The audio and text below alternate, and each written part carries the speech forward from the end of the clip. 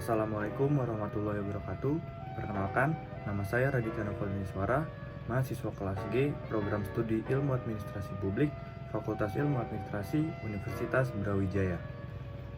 Pada kesempatan kali ini, saya ingin memenuhi tugas mata kuliah Asas-Asas Manajemen dengan dosen pengampu Ibu Martina Purwaningdiah, SAP MAP.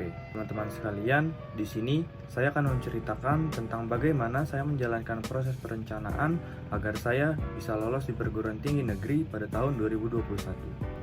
Pada saat saya menyusun proses perencanaan ini, saya menggunakan elemen 5W1H dengan metode SMART. Yang pertama itu ada elemen what.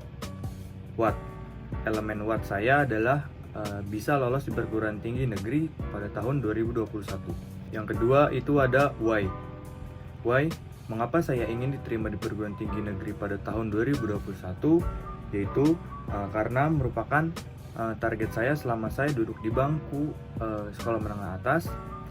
Terus yang berikutnya, saya tidak ingin membuat orang tua saya kecewa, karena bagi saya dapat diterima di perguruan tinggi negeri bukanlah suatu hal yang mudah.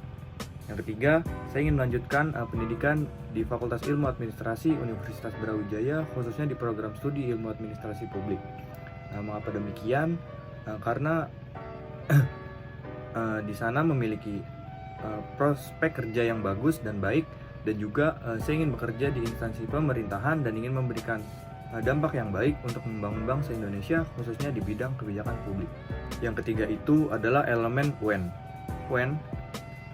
atau kapan, yaitu dari saya duduk di bangku SMA kelas 11. Elemen keempat itu ada where itu di mana saya melakukan proses perencanaan tersebut, yaitu di Depok, Jawa Barat, lebih tepatnya di lingkungan sekolah dan lingkungan bimbel atau bimbingan belajar.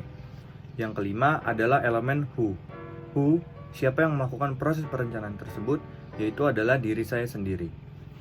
Berikutnya adalah elemen how, bagaimana saya menerapkan atau agar tujuan saya tersebut dapat tercapai. Yaitu yang pertama, dengan menambah jam belajar saya setelah selesai kelas, yaitu 2 jam per hari. Berikutnya yaitu menambah ibadah sunnah seperti berpuasa Senin Kamis, sholat tahajud, dan juga membaca ayat suci Al-Quran. Yang ketiga yaitu mencari info terbaru yang berkaitan dengan perguruan tinggi negeri dari media sosial. Selanjutnya, saya menggunakan metode SMART.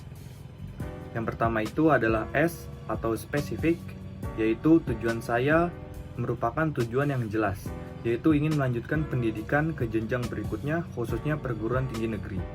Yang kedua, yaitu M adalah measurable, yaitu dengan mencari berapa banyak alumni yang diterima di Universitas Brawijaya pada tahun 2020 dari sekolah saya, dan juga saya mencari berbagai macam jalur masuk yang dibuka di Universitas Brawijaya.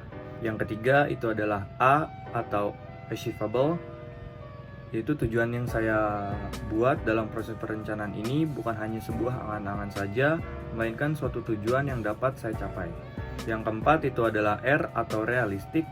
Tujuan saya akan menjadi realistis ketika saya dapat menambah jam belajar yang saya miliki dengan maksimal, dan menambah ibadah yang sunnah dengan konsisten dan tidak bolong-bolong, dan juga berdoa agar tujuan atau mimpi tersebut dapat tercapai.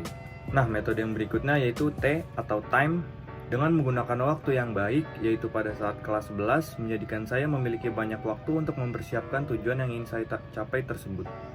Nah, setelah saya melakukan proses perencanaan tersebut, tepatnya pada tanggal 22 Juni tahun 2021 pukul 15:50 saya membuka pengumuman, dan alhamdulillah saya diterima di program studi Administrasi Publik Fakultas Ilmu Administrasi Universitas Brawijaya melalui jalur mandiri rapot gelombang 1.